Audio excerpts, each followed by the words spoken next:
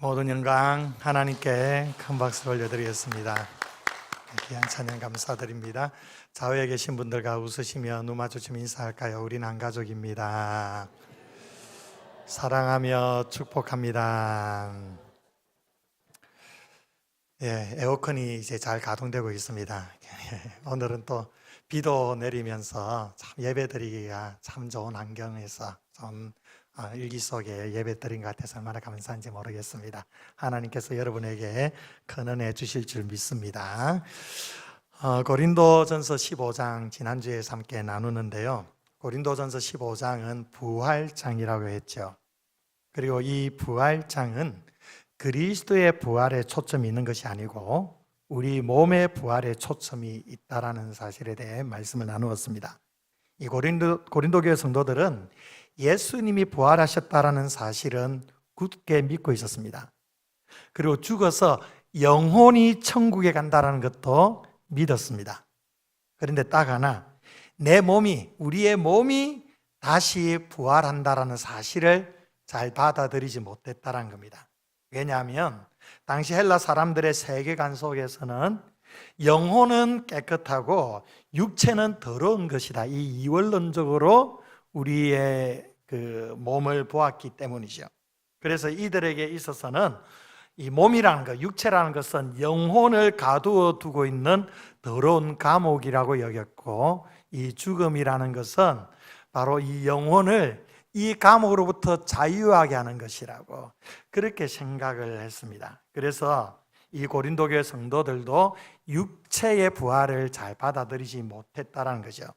이런 가운데 사도 바울이 우리의 육체의 부활도 반드시 있다라는 사실에 대해서 본문 말씀을 통해 증언해 주고 있는데, 세 가지로 먼저 말씀해 주었습니다. 먼저 우리는 그리스도와 연합된 사람이기 때문에 그리스도의 죽으심이 나의 죽으심이고 그리스도의 부활이 나의 부활이기 때문에 우리 또한 마지막 때에 그 부활에 다시 참여하게 된다라고 말씀을 했습니다.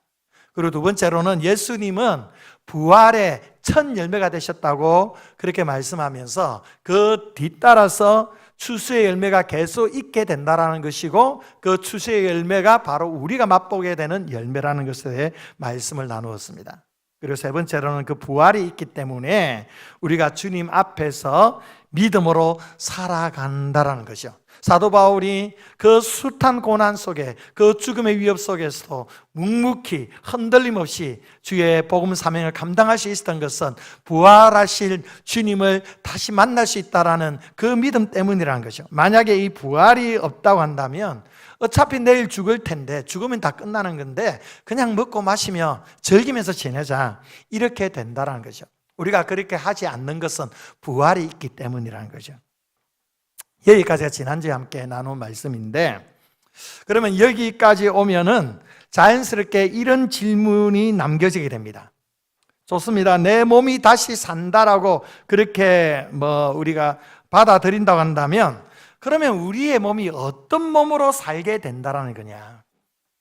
지금 이 아픈 몸 그대로 살아나는 것인지, 이미 죽고 흙으로 다 돌아간 몸이 어떻게 다시 육체로 살게 되는 걸까? 특히 요즘은 이제 화장을 많이 하지 않습니까? 화장을 하면 이제 뼈조각도 남지 않습니다. 다 제가 되는데 이런 육체가 어떻게 살아난다는 거냐? 또한 사고로 인해서 요즘 많은 사고들이 비일비재하게 이렇게 일어나는데, 그 사고로 인해서 그 시신이 어디에 있는지도 모르는, 바닥에 있는지 산에 있는지 어디에 있는지도 모른 채 썩어져가는 그 육체가 어떻게 다시 육체의 몸을 입고 부활할 수 있는가? 이제 이런 의문들이 이제 드는 거죠. 놀랍게도 2000년 전 고린도 교회 안에서도 이런 의문을 가지고 질문한 사람이 있었다는 겁니다. 오늘 본문 앞에 35절에 보면 이런 말씀이 있습니다. 누가 질문을 했다는 겁니다. 죽은 자들이 어떻게 다시 살아나며 어떠한 몸으로 오느냐? 죽은 자가 부활한다고 했는데 그럼 어떻게 부활을 하게 되고 그 부활한 몸은 어떤 몸이냐? 이렇게 질문을 했다는 겁니다. 이 질문에 대한 바울의 답을 오늘 말씀을 통해 듣게 될 것입니다. 함께 이것을 나누기를 원하는데요, 먼저 여기에 대해 바울은 36절에 보니까 어리석은 자여 네가 뿌리는 씨가 죽지 않으면 살아나지 못하겠고 라고 했습니다. 그러니까 바울은 이 문제에 대해서 씨앗의 비유를 들고 있습니다. 밀알 하나를 밭에 던지고 흙으로 덮으면 그것으로 다 끝나버립니까? 없어져 버립니까? 그렇지 않죠. 그 땅 속에서 알갱이는 터지고 썩게 되면 그 다음에 누렇게 익은 이삭이 일어나게 됩니다.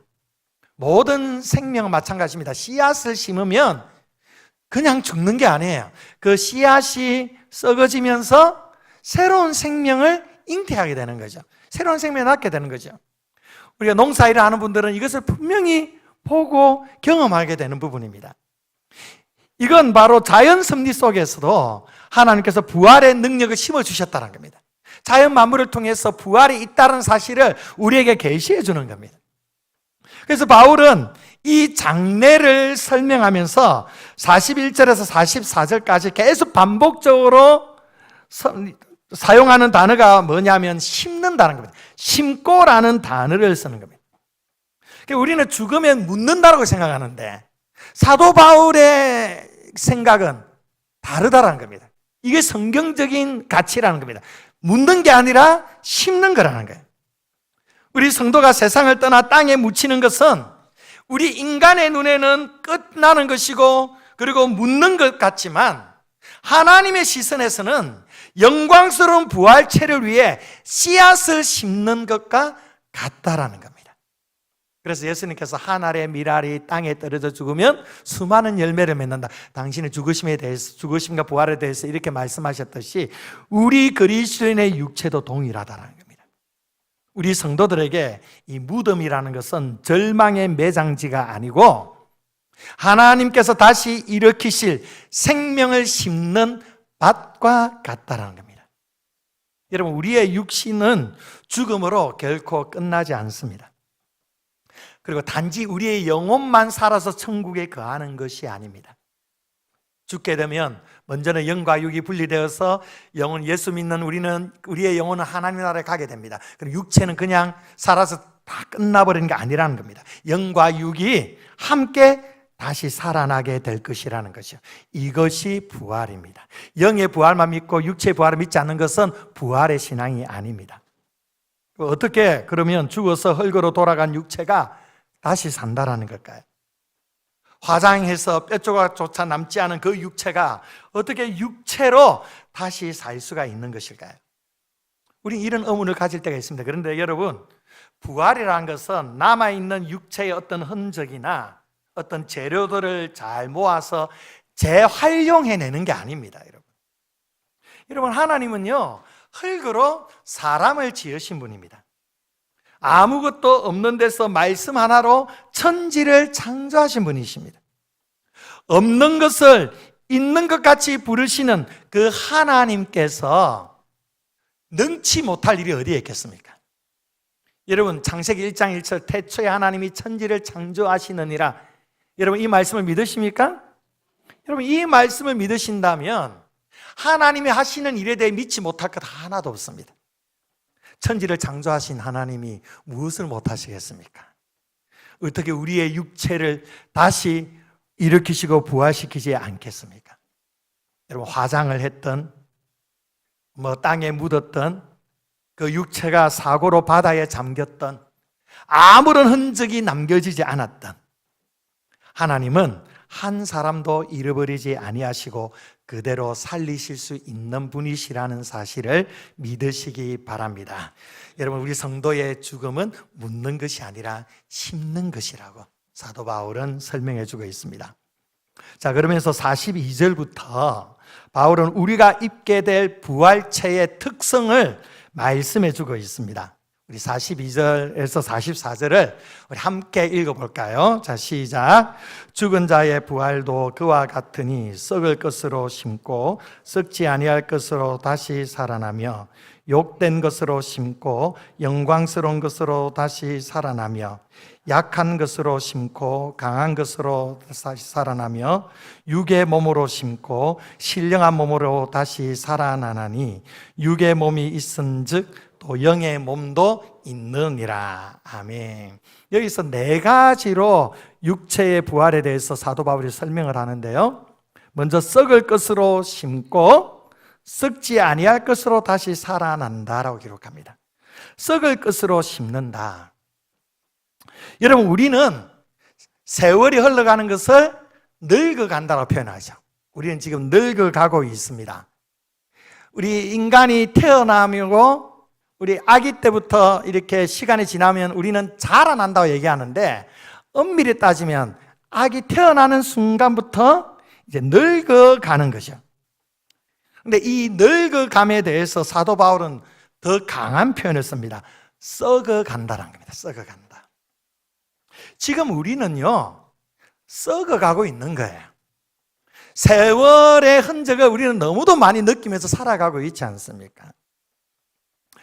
저는 지금까지 살아오면서 제 머리 숱에 대해서 그렇게 고민해 본 적이 없습니다. 늘 풍성했었는데 어느 순간에 제 머리 정수리에 뻥 뚫려 있는 거 지금 발견해 가지고 지금 굉장히 지금 심적으로 큰 부담을 안고 그렇게 지내고 있습니다. 그리고 얼굴을 또 보면 이게 또 주름살이 조금씩 더 짙어져 가는 것들 느끼게 되고요. 이게 뭡니까? 이 늙어간다는 거죠. 이 썩어간다는 겁니다. 지금 우리는 누구나 알 것 없이 늙어가고 썩어가고 있는 겁니다. 그런데 우리가 부활할 때는 뭐라고 말씀합니까? 다시 썩지 않는다라고 말씀합니다. 늙지 않습니다. 병들지 않습니다. 더 이상 장례식도 없는 것입니다. 우리에게는 장례식은 한 번이면 족합니다. 또 뭐라고 얘기합니까? 욕된 것으로 심고 영광스러운 것으로 다시 산다라고 얘기하죠. 욕된 것으로 심는다. 이게 뭐냐? 여러분, 병이 깊어질 때 마음이 제일 무너지는 그 지점이 언제일까요? 모든 것들이 다 절망적으로 다 무너지는 그때가 언제일까요? 내 힘으로 어찌할 수 없어가지고 남의 손을 빌려야 할 때, 그 순간이 그 사람이 다 완전히 무너져 내릴 때입니다. 뭐 씻는 것도, 입는 것도, 심지어 배설하는 것도 자기 힘으로 할 수 없어가지고 배우자나 자식에게 맡겨야 될 때 얼마나 서글픕니까? 모든 자존심이 다 무너집니다. 또 너무 수치스럽습니다. 다 내려앉는 순간이에요. 이것을 욕되다고 말하는 겁니다. 그런데 부활하는 그때는 그 욕된 몸이 아니라는 겁니다. 영광스러운 몸으로 변화됩니다. 욕된 것이 없습니다. 부끄러운 데가 한 군데도 없습니다. 영광스러운 몸으로 바뀌어진다. 이렇게 말씀합니다. 그리고 또 뭐라고 얘기합니까? 약한 것으로 심고 강한 것으로 다시 산다라고 얘기하죠. 약한 것으로 심는다. 여러분, 우리가 이제 나이가 들면 힘이 좀 빠지지 않습니까? 그래서 사랑하는 손자를 마음껏 안고 이리저리 막 흔들고 그러고 싶은데 팔에 힘이 없어서 잠시만 앉는 것으로도 힘듭니다. 그럼 되게 마음에 아쉬움이 생기죠. 예배당 계단 하나가 때로는 산처럼 느껴질 때가 있어요. 그래서 엘리베이터를 의존하지 않으면 안 되는 그런 상황. 점점 약해집니다. 힘이 빠져버립니다. 늘 예전에는 안 그랬는데 한숨 나오는 삶을 살아가게 됩니다. 그런데 그때, 부활하는 그때는 우리의 몸이 강한 몸이 된다는 겁니다. 절대 지치는 일도 없습니다. 힘이 있습니다. 견고합니다. 그런 강한 모습으로 변화될 것이다 말씀합니다. 또 뭐라고 얘기합니까? 육의 몸으로 심고 신령한 몸으로 다시 산다라고 했습니다. 육의 몸으로 심고 신령한 몸으로 다시 산다. 여러분, 이 신령한 몸이라고 해서 여러분 유령과 같은 그런 몸을 말하는 게 아닙니다. 뭐 구름 위를 둥둥 떠다니는 뭐 유령과 같은, 여러분 그게 아니에요. 지금 우리의 몸은요, 하나님께서 주신 몸이긴 하지만 이 썩어짐과 죽음의 영향을 받고 있습니다. 누구나 다 늙어져 가고 썩어져 가고 있고요, 그 죽음에 직면하게 됩니다. 그러나 그날의 몸은, 부활 때의 그 몸은 더 이상 이 썩어짐과 죽음의 지배를 받지 않는다는 거예요. 그리스도의 생명과 하나님의 영광에 완전히 지배받는 몸이 됩니다. 그러니까 신령한 몸이라는 것은 유령처럼 둥둥 떠다니는 그런 몸이 아니고요, 또 덜 실제하는 그런 몸이 아니고요, 마침내 온전해진 진짜 몸이 된다는 겁니다. 여러분, 부활하신 주님을 보십시오. 예수님께서 분명히 육체적으로 부활하셨습니다. 그래서 제자들과 함께 음식을 잡수셨고요, 도마에게는 직접 못자국을 옆구리의 창자국과 그리고 손의 못자국을 만져보라고 하셨습니다. 유령이 아니었다라는 겁니다. 그러면서 동시에 지금 우리의 몸과는 다른 모습이 있었습니다. 제자들이 두려워서 문을 꼭꼭 걸어 잠거둔 방 안을 예수님이 뚫고 나타나셨죠. 그리고 도마에게 창자국과 그 못자국을 보여주셨다는 것은 분명히 못자국이 선명하게 남아있음에도 불구하고 안 아프셨다는 겁니다. 여러분, 얼마나 그 자국이 있다면 얼마나 아프겠습니까? 인간적으로 생각하면, 우리의 인간의 이성으로 생각하면 못에 찔리셨고 창에 찔리셨는데 불과 3일 지났는데 얼마나 아프겠어요? 얼마나 고통스럽겠습니까? 전혀 안 아프셨다는 겁니다. 그러니까 만져지는 진짜 몸인데, 가짜 몸이 아니라 진짜 몸인데 죽음의 지배를 받지 않는 몸, 실제로 존재하는 몸인데 더 이상 썩어짐의 법칙에 매이지 않는 몸. 예수님은 다시 죽지 아니하셨습니다.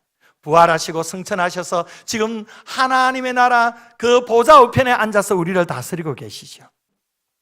바로 이것이 신령한 몸이라는 것입니다. 이러한 몸을 우리가 장차 우리가 입게 될 부활의 몸이라고 사도 바울이 우리에게 말씀해 주고 있습니다.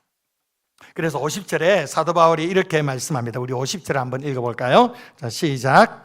형제들아, 내가 이것을 말하노니 혈과 육은 하나님 나라를 이어받을 수 없고 또한 썩는 것은 썩지 아니한 것을 유업으로 받지 못하느니라. 아멘.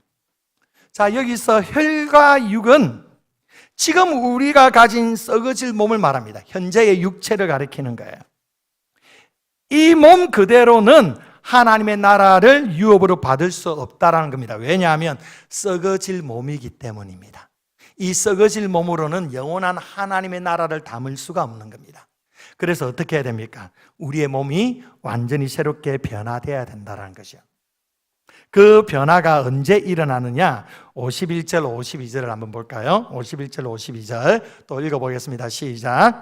보라, 내가 너희에게 비밀을 말하노니 우리가 다 잠잘 것이 아니요 마지막 나팔의 순식간에 호련히 다 변화되리니 나팔 소리가 나매 죽은 자들이 썩지 아니할 것으로 다시 살아나고 우리도 변화되리라. 아멘. 여기서 강조하는 단어 하나가 있는데요, 뭐냐 하면 다라는 단어예요. 다라는 말이 2번 나옵니다. 그런데 이 2번의 뜻이 다 다릅니다. 첫 번째 다 앞에는 뭐가 붙느냐면 아니오가 붙어 있어요. 우리가 다 잠잘 것이 아니다 라고 얘기했죠. 우리가 다 잠잘 것이 아니다. 무슨 말입니까? 모두가 다 죽는 것은 아니라는 말입니다. 그러니까 주님 오시는 그날에 이미 죽은 사람도 있지만 아직 죽지 않고 살아있는 성도들도 있겠습니까? 없겠습니까? 있다라는 것이요. 그런데 2번째 다에는요, 아니오가 없습니다. 다 변화된다라고 말씀합니다. 다 변화된다. 여기에는 예외가 없다라는 겁니다. 한 사람도 빠지지 않습니다. 무덤에 있는 사람뿐만 아니라 이미 죽은 사람들뿐만 아니라 예수님이 다시 오시는 그날에 살아있는 그 사람들도 똑같이 변화된다라는 겁니다. 왜 그렇습니까? 여러분, 우리는요 죽고 나서 썩어지는 게 아닙니다. 그렇게 생각하시면 안 돼요. 아까 얘기했지만 태어나는 순간부터 우리는 이미 썩어가고 있는 몸이에요. 완전한 몸이 아닙니다. 그 죽음에 지배당하고 있는 몸입니다. 이 썩을 몸을 썩지 아니하는 몸으로 하나님께서 변화시켜 주신다는 겁니다. 그리고 영원한 하나님의 나라에 거하게 하신다는 겁니다. 여기서 그리고 또 보셔야 될 것이 있는데, 꼭 보셔야 될 게 있는데, 우리가 변화한다라고 되어 있는데 원문에 보면 우리가 변화한다는 게 아니라 변화를 당한다라는 거예요. 변화를 당한다. 죽은 자들이 일어난다라고 되어 있는데 이것은 일으킴을 받는다라는 뜻입니다. 누가 우리를 일으키시는 겁니까? 누가 우리를 변화시키는 겁니까? 하나님이시라는 겁니다. 하나님. 여러분, 무덤에 누운 사람이 뭘 할 수 있겠습니까? 아무것도 못합니다. 손가락 하나 움직이지를 못합니다. 그런 사람을 하나님이 찾아오셔서 하나님이 친히 일으키시는 겁니다. 여러분, 부활은요, 내 능력이 아니라 하나님의 능력에 달려 있는 것이죠. 그 일이 얼마나 빨리 일어나는지 순식간에 호련이라고 표현합니다. 순식간에 호련이. 그러니까 눈 깜빡할 사이에 벌어지게 될 것이라는 겁니다. 점진적으로 오랜 시간을 걸쳐서 부활체가 되는 게 아니라 순식간에 부활체가 된다는 겁니다. 그 짧은 그 시간 속에서 흙 속에 묻혀있던 몸들이 다 일어나게 되고 아직 죽지 않은 우리의 육체도 또 부활체로 완전히 변화되게 된다는 것입니다. 그러면 그 변화가 어떤 변화냐? 53절을 말씀합니다. 우리 53절 또 읽어보겠습니다. 자, 시작. 이 썩을 것이 반드시 썩지 아니할 것을 입겠고 이 죽을 것이 죽지 아니함을 입으리로다. 아멘. 여기서 핵심적인 한 단어가 나오는데 입는다라는 거예요. 입는다. 우리가 부활체가 된다는 것은 벗는 게 아니고요, 입는 거라는 겁니다. 바울은 이 부활을 설명하면서 이 옷의 이미지를 사용하겠습니다. 우리가 옷을 갈아입는다고 해서 사람이 바뀌는 게 아니죠. 제가 다른 양복을 갈아입었다고 해서 사람 이 존재가 바뀌는 건 아닙니다. 그러나 부활이라는 것은요, 단순한 겉옷을 바꾸는 것이 아니고요, 지금의 썩어질 몸이 하나님의 능력으로 완전히 변화되어 썩지 아니할 몸이 된다는 것입니다. 그러니까 이 말은요, 하나님이 지금 우리의 모습을 지우고 전혀 다른 존재로 새로 만드는 게 아니라는 겁니다. 이 김성현이가 부활을 하면 장동건으로 바뀌는 게 아니에요. 이 김성현이가 부활하면 박보검이 되는 게 아닙니다. 저는 정말 그렇게 됐으면 좋겠지만 그게 아니라는 거예요. 다른 존재로 만드는 것이 아니라 지금의 이 몸이 변화된다는 거예요. 그래서 바울이요, 여기 표현할 때에 저것이라고 하지 않습니다. 이 썩을 것, 자기를 가리켜서 이 썩을 것, 이 죽을 것, 이렇게 말하고 있습니다. 그러니까 사도 바울은 지금 자기를 빗대서 얘기하는 거예요. 이 썩을 몸, 자기 몸을 빗대서 그러니까 지금 여러 숱한 죽음의 위협과 숱한 고문 속에 찢겨지고 상처난 이 몸, 내 눈이 좋지 않아서 눈이 흐려져서 안지를 겪고 있는 이 고통을 겪고 있는 이 아픔의 몸, 자기 몸을 빗대서 얘기하는 거예요. 지금 내가 가진 이 몸이 변화된다는 거예요. 한평생 수고하며 살아온 우리의 이 몸, 가족을 돌보느라 지치고 약해져가는 이 몸, 우리가 주님을 섬기느라 무릎이 닿고 허리가 굽은 이 몸, 병상에서 눈물을 흘리며 정말로 온 힘을 다해 버텨내는 그 온전치 못한 그 몸, 하나님은요, 이 몸을 무시하지 않습니다. 이 몸을 버리지 않습니다. 이 썩을 몸을 썩지 아니할 몸으로, 이 죽을 몸을 죽지 아니할 몸으로, 이 약해져 있고 또 약해져가는 몸을 강한 몸으로, 이 욕된 몸을 영광스러운 몸으로 하나님께서 변화시켜 주시는 것입니다. 이것을 사도 바울이 입는다라고 표현을 한 겁니다. 사랑하는 성도 여러분, 여러분 몸을 사랑하십시오. 여러분이 점점 병들어서 쇠약해져가는 그 몸을, 점점 거울 앞에 서기가 두려울 만큼 점점 노쇠해져가는, 늙어져가는 여러분 몸, 병으로 지쳐가는 몸, 여러분 몸을 귀하게 여기십시오. 여러분, 하나님은 결코 여러분의 몸을 버리지 않습니다. 하나님은 여러분의 그 몸을 다시 일으키십니다. 지금은 늙고 병들고 약해지지만 그것이 끝이 아니라는 겁니다. 주님께서 다시 오시는 그날에 썩을 몸을 썩지 않을 몸으로, 죽을 몸을 죽지 아니할 몸으로, 약한 몸을 강한 몸으로 변화시켜 주실 것입니다. 만약에 주님께서 우리를 부활시키는데, 죽은 우리를 부활시키는데 지금 모습 그대로 부활시킨다면 어떻겠습니까? 지금 이게 주름이 쭈글쭈글해 있고 지금 막 병들어서 막 힘겨워하고 있는 이 몸으로 주님 부활시킨다면 차라리 부활 안 되는 게 좋지 않겠습니까? 그런데 그렇게 하지 않는다는 거예요. 가장 아름다운 몸으로, 가장 아름다운 몸, 가장 완벽한 몸으로. 그래서 그때는요, 더 이상 질병도 없습니다. 그때는 다시는 고통을 겪는 것도 없습니다. 그때는 죽음이 우리를 결코 지배하지 못합니다. 그래서 요한계시록 21장 4절에서 이렇게 말씀합니다. 우리 함께 읽어볼까요? 자, 시작. 모든 눈물을 그 눈에서 닦아주시니 다시는 사망이 없고 애통하는 것이나 곡하는 것이나 아픈 것이 다시 있지 아니하리니 처음 것들이 다 지나갔음이라. 아멘. 할렐루야. 처음 것이 다 지나갔다. 우리의 이전에 연약한 육신, 그 온전치 못한 몸, 그 썩어져가는 늙어져가는 이 몸은 다시 있지 아니한다.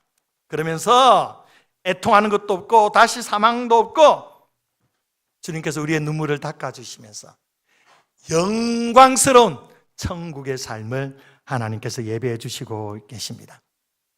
여러분, 하나님 나라에는 더 이상 눈물도 없습니다. 질병도 없습니다. 죽음도 없습니다. 그리고 우리는 주님께서 변화시키시는 그 영광스러운 몸으로 영원히 주님을 찬양하면서 주님 앞에 살아가게 될 것입니다. 사랑하는 성도 여러분, 죽음은 우리의 몸을 끝내는 것처럼 보이지만 하나님은 그 몸을 다시 새롭게 하십니다.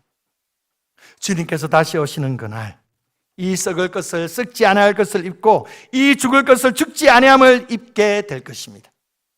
여러분, 그 영광의 날을 바라보시며 이 육신의 연약한 가운데 주님을 바라보며 믿음으로 승리하며 살아갈 수 있기를 축복합니다. 사랑하는 성도 여러분, 이 부활의 소망은 그렇다고 해서 먼 훗날의 이야기가 또한 아닙니다. 오늘 우리를 죽음의 두려움에서 이렇게 세우는 현재 누릴 수 있는 능력임을 말씀하고 있습니다. 그래서 바울은 죽음을 향해서 이렇게 외치죠. 우리 55절을 한번 보겠습니다. 55절 함께 읽습니다. 시작. 사망아, 너의 승리가 어디 있느냐? 사망아, 내가 쏘는 것이 어디 있느냐? 아멘. 여러분, 이것은 죽음을 가볍게 여기는 사람의 외침이 아닙니다. 죽음이 얼마나 무서운지 아는 사람이 담대하게 외치는 외침입니다. 예수님께서 그 죽음 속으로 들어가셨습니다.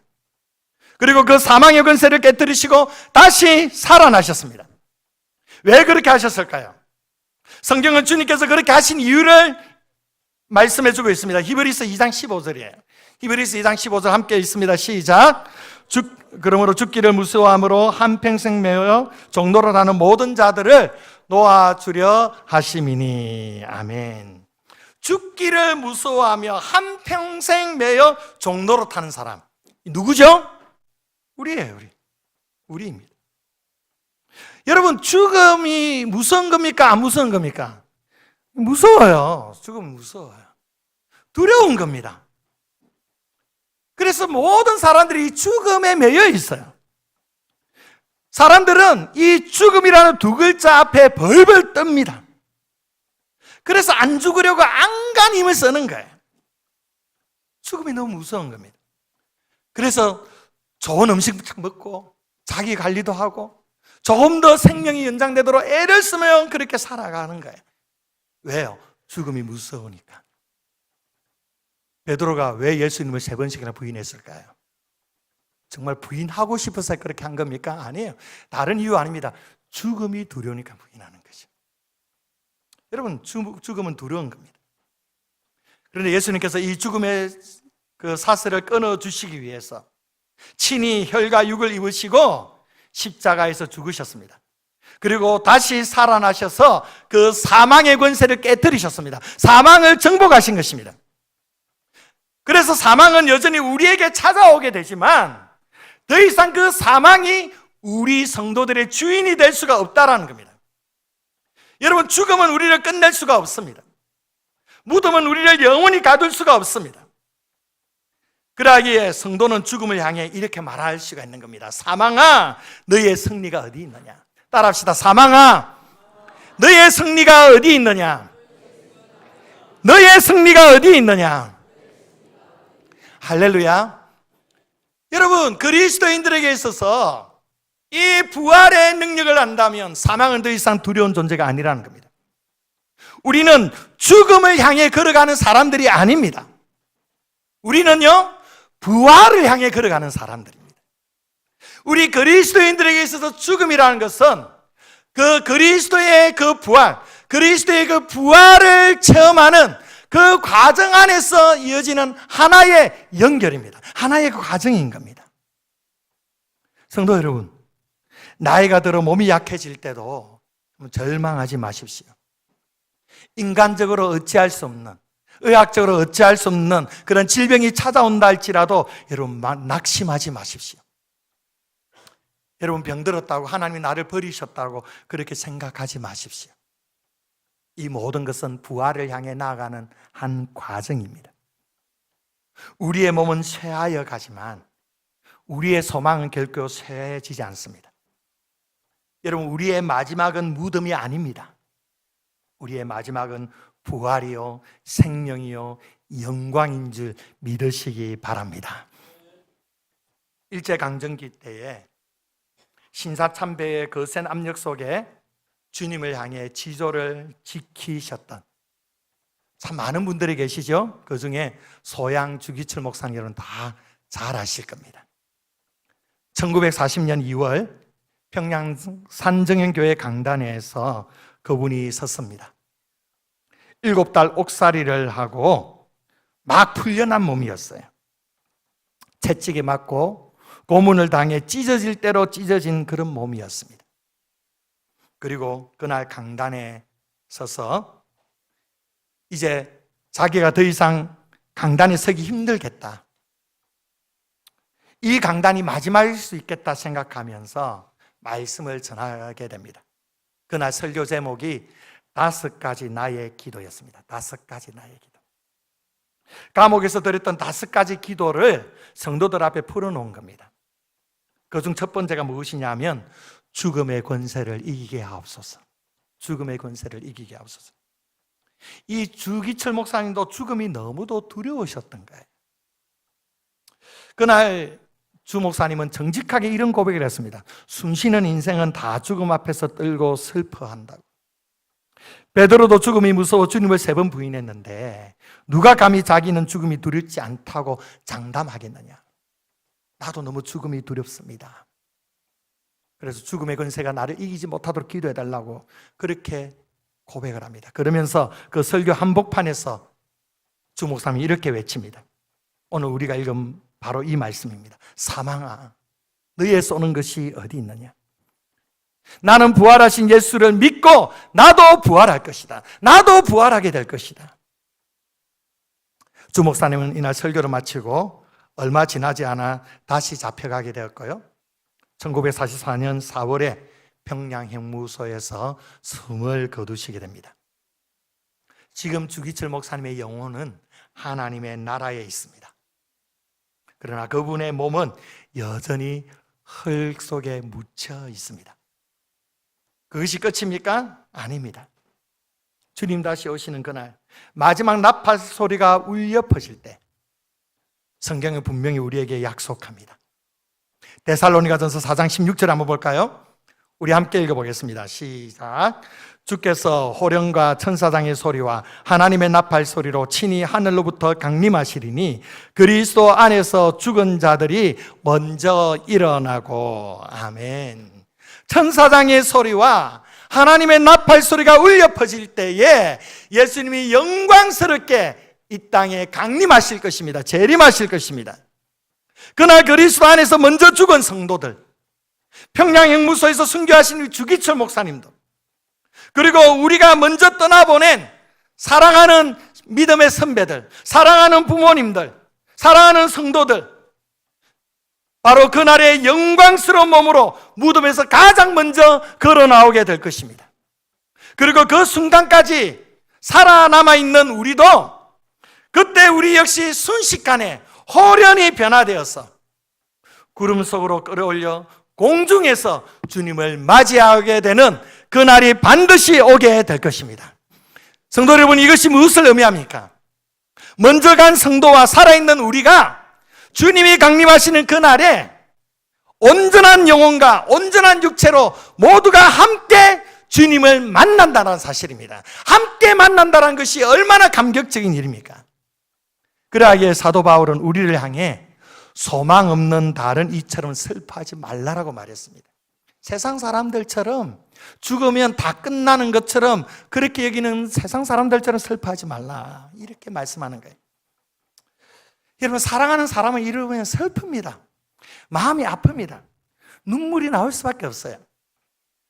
그래서 우리 성도들이 우리 유가족들을 위로할 때 우는 우리 그 성도의 그 유가족에게 울지 말라고, 천국 갔으니까 천국에서 만날 거니까 울지 말라고 하시면 안 돼요.